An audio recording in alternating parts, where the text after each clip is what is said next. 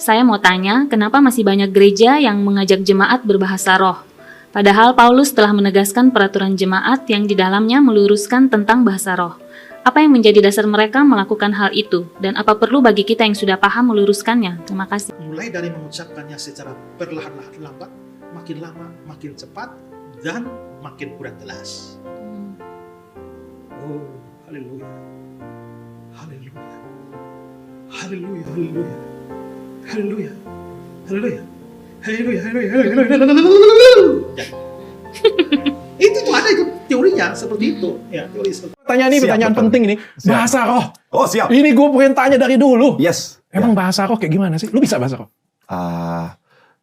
Belum. Gua nggak bisa bilang gua ahli, gua bisa, tapi kadang-kadang bisa, kadang-kadang nggak bisa. Kayak itu mereka memaksakan atau nggak? Karena jujur ya gue bilang ya, gue memaksakan. Nah. Karena di samping-samping gue kayak gitu semua, Bapak Pendeta bilang, Richard terimalah Roh Kudus. Ini dari pelakunya. Setelah itu teman gue tanya, lu kenapa? Lu kata, gue ikut aja 11. Tiga, korabase kerebearabase kerabapapaparabase. Semua mulai berbahasa roh, semua mulai berbahasa roh. Korabata karabase kerabakarabase kerabayarabarabase kerabarabarabarabase keraba. Korabata karabase kerabakarabalalabase kerabarara. Terus keluarkan korabase kerabaka. Tentunya kita sudah mendengarkan bagaimana cuplikan videonya. Ada satu pertanyaan yang cukup menarik ditanyakan kepada Pendeta Ezra Soru ini tentang bahasa roh. Pendeta Ezra Soru memberikan penjelasan kepada jemaatnya, bahasa roh itu ucapkanlah kata-kata yang kita tidak mengerti. Akhirnya Pendeta Ezra Soru ini ditertawakan oleh jemaatnya. Dan semakin hari semakin banyak kejanggalan kita temukan di dalam agama Kristen. Bukan hanya ayat yang saling bertentangan, Alkitab ini juga bertentangan dengan ilmu pengetahuan. Alkitab ini melarang poligami, tapi mengajari bagaimana caranya berselingkuh. Yang mereka agungkan selama ini adalah Edis Tipi, di mana katanya Edis Tipi ini sangat tinggi ilmunya, sehingga mampu membuktikan kesalahan Al-Quran. Yang kita lihat dari Edis Tipi hanya menghina, menghujat, mencaci maki agama Islam. Di sini kita akan membuktikan bahwa Alkitab ini tidak bisa diterima di dunia nyata, hanya bisa diterima di dunia hayalan. Jadi kepada teman-teman di sini, jangan kemana-mana dulu, silahkan nonton sampai selesai agar kita tidak gagal paham. Tapi sebelum kita lanjutkan, silahkan dukung channel ini dengan cara tekan tombol subscribe-nya, bunyikan tanda loncengnya, dan silahkan dibagikan videonya. Selamat menyaksikan. Saya mau tanya, kenapa masih banyak gereja yang mengajak jemaat berbahasa roh? Padahal Paulus telah menegaskan peraturan jemaat yang di dalamnya meluruskan tentang bahasa roh. Apa yang menjadi dasar mereka melakukan hal itu? Dan apa perlu bagi kita yang sudah paham meluruskannya? Terima kasih, Pak. Ya, mengapa sih banyak yang mengajar bahasa roh? Mendorong jemaat berbahasa roh. Sebenarnya itu kan bahasa roh itu kan salah satu karunia. Ya. Dan karunia itu diberikan oleh Roh Kudus. Ingat bahwa tidak ada satu karunia yang wajib dimiliki oleh setiap orang percaya.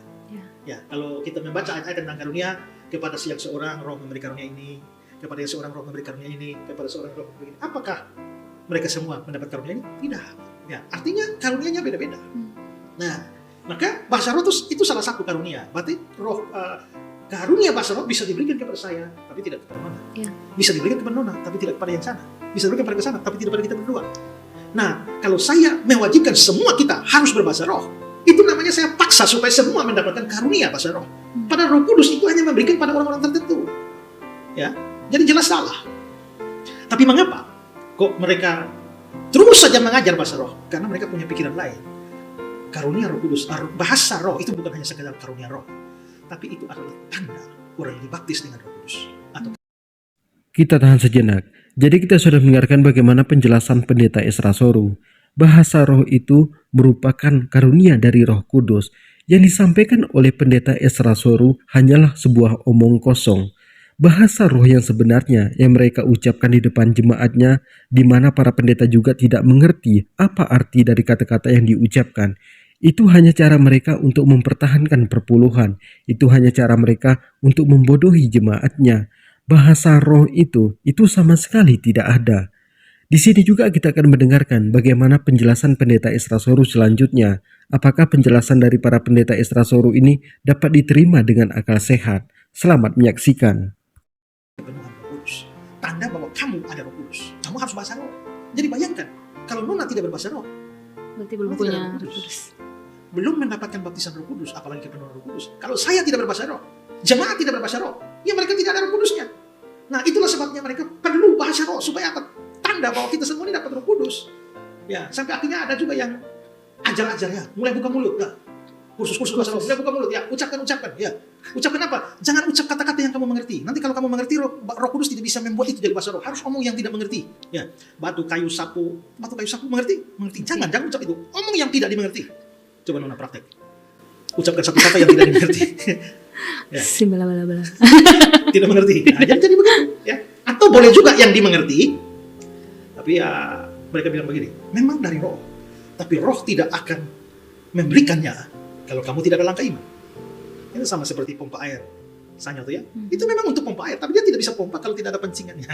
Ya, jadi taruh air dikit dulu baru keluar. Nah, kita harus mengambil langkah iman dengan berbicara, baru Roh Kudus mengubahnya menjadi bahasa roh. Maka mulai bicara, ayo bicara apa? Ya macam-macam teori. Ada yang bilang bicara ya 1-2 kata ya. Ada yang bilang tidak dimengerti, ada yang bisa mengerti, tapi 1-2 kata yang dimengerti, tapi mulai dari mengucapkannya secara perlahan-lahan lambat, makin lama makin cepat dan makin kurang jelas.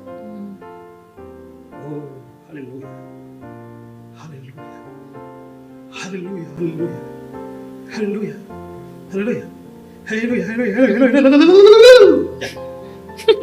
Itu ada itu teori.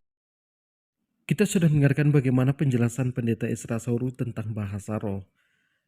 Kejanggalan-kejanggalan di dalam agama Kristen semakin hari semakin banyak ditemukan, sehingga jemaat-jemaat dari para pendeta memberikan pertanyaan kritis terhadap para pendetanya. Dan para pendetanya apabila tidak mampu menjelaskan, maka pendeta ini mengatakan, yang penting imani saja. Yesus itu telah menebus dosa kita dengan cara digantungkan di atas kayu salib. Jadi buat teman-teman di sini, Alkitab ini bukan hanya bertentangan antara ayatnya, Alkitab ini juga bertentangan dengan ilmu pengetahuan. Banyak sekali ayat-ayat yang tidak masuk akal di dalam Alkitab ini. Dikatakan di dalam Alkitab, tercipta dulu pohonnya, baru tercipta matahari. Ular makan debu, singa makan jerami. Tercipta dulu binatang darat, baru tercipta burung. Ini membuktikan bahwa Alkitab ini bertentangan dengan ilmu pengetahuan. Tapi bisa kita buktikan, apakah Al-Quran bertentangan dengan ilmu pengetahuan? Tidak ada satu ayat pun di dalam Al-Quran yang bertentangan dengan ilmu pengetahuan.